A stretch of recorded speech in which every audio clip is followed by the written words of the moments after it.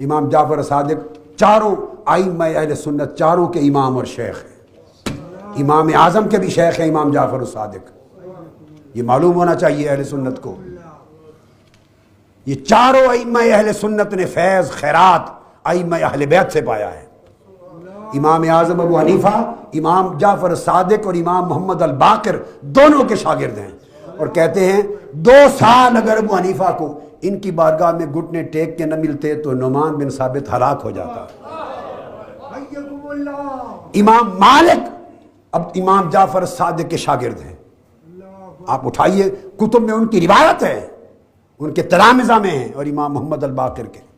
پھر امام شافعی تو پوتے شاگرد ہیں، امام احمد بن حنبل پڑپوتے شاگرد ہیں، وہ تو پھر اماموں پر امام ہیں، وہ امام الائمہ ہیں اور شیخ الشیوخ ہیں۔ ان سے تو علم تفسیر بھی لیا ہے، علم حدیث بھی، علم فقہ بھی، اور علم ولایت بھی۔